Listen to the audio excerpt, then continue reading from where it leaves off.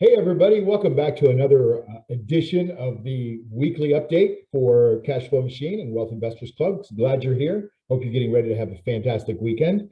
We had an interesting week this week, didn't we? If you're in the market, man, we had like one of the best days we've had in years, where the Dow was up 1,200 points, the NASDAQ was up 6% in one day. Everything was off the bottom based on that Fed news. It wasn't really Fed news, it was inflation news. And it conflates to the Fed news, because if inflation is coming down, then the Fed doesn't feel the pressure to raise rates. If they don't raise rates, then it doesn't put as much pressure on the economy, and so therefore the market goes up. There's also there's less raising rates. They're being less hawkish, more dovish. Eventually, they'll probably realize, oh my God, we've got to print more money to support our debt habit. That's usually good for stocks. So the market felt all that, digested it on the morning a couple of days ago, and shot straight up. So let me show you what I'm talking about over here. So let's take a look here. Let me get to my other screen. Yeah. So taking a look here, just had a beautiful mastermind call with our people and talked about how we're looking at 4 green lights in the market. So all systems are go. We've been green for the better part of 3 weeks now. And so, even though it doesn't feel like it sometimes when you're some of these stocks, that's why we use our market timing system. We want to know quantitatively that we should be in the market, because if you're qualitative, you're feeling, if you listen to Kramer, you listen to the news, you listen to reading stuff, you're on Twitter, like it's telling you all the sky's falling, right? But meantime, you can look at these indexes this week, and I'll show you right now what they look like. So the NASDAQ is, basically up 6 out of 7 days. It's above, it gapped up 2 days ago, that day I just talked about. It's above its 50-day moving average. It did it on huge volume yesterday.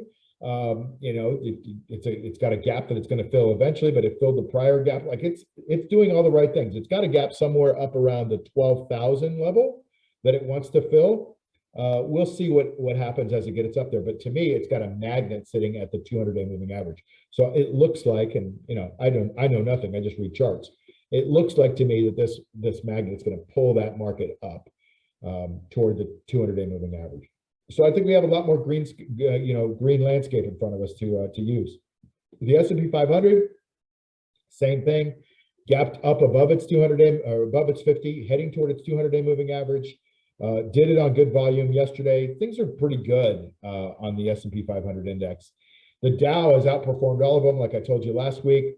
Either the one index gets pulled down to the other ones, which usually happens. Or in this case, this is the safer index. So people have been piling into the safe index. Safer, relatively. It's Caterpillar and Ford and GM and Intel and these little old blue chip companies are safe, quote unquote, right? They still went down like everything else, but they recovered quicker and they held their value a little bit quicker. And so as this thing goes up, the other markets, the other indexes are starting to be pulled up too, like the NASDAQ that I just showed you. This is above its 200-day moving average. That's very constructive in this market. Not a lot of things above the 200-day moving average, but the Dow Jones Industrial is. Look at the New York Stock Exchange. I find this interesting. I always find this fascinating about the market. It went up exactly to its 200-day moving average before it pulled down today. Now, whether it closes today up or below or whatever, that's a test of the 200 that it wants to do. I suspect that because we're in a green market, it's going to want to blow through that in the next few days. We'll see. But to me, there's probabilities. This is all about probabilities. I like the probabilities of the market going higher right now. And this volatility index kind of shows us that, right? So when volatility goes down, it's usually because the market's been going up, right? And that certainly shows us what's happening.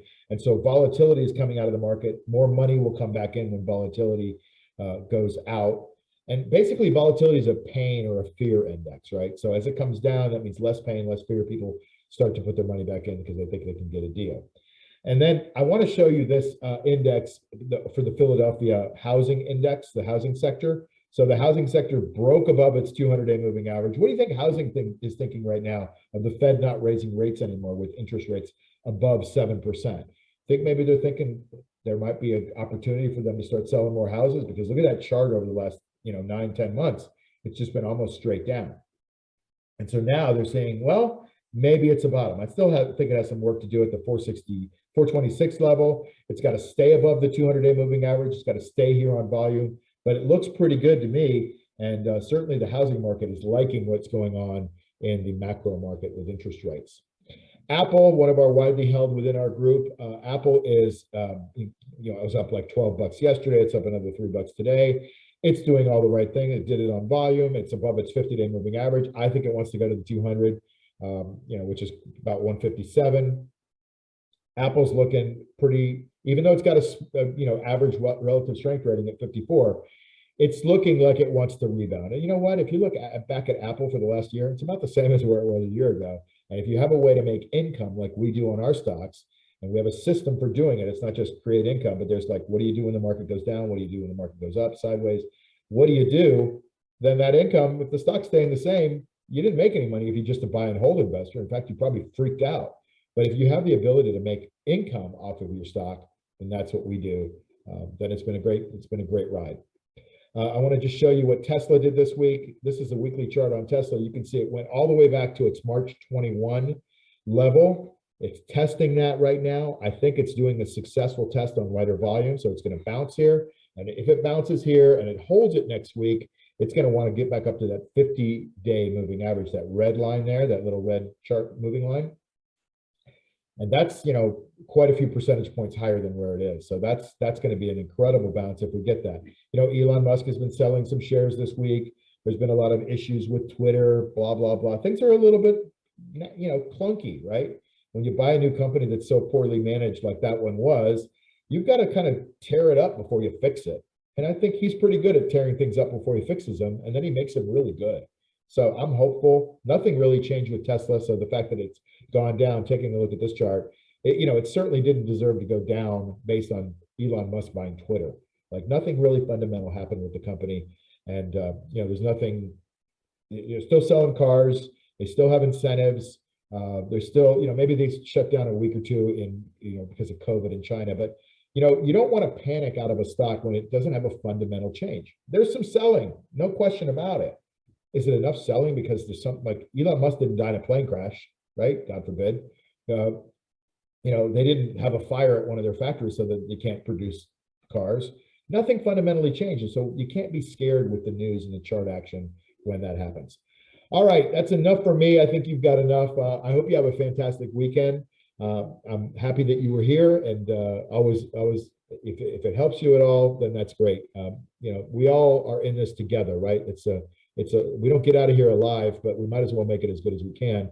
And if we can figure out a way to make a couple bucks on the way, that's what I'm all about. So if you want to find out a little bit more about what we do here, you can put a comment in the link below, and my team will pick it up. Otherwise, I'll see you next week, and I hope you have a fantastic weekend. Safe Veterans Day. Thank you if you're a veteran, and have a super weekend. See you next time. Take care.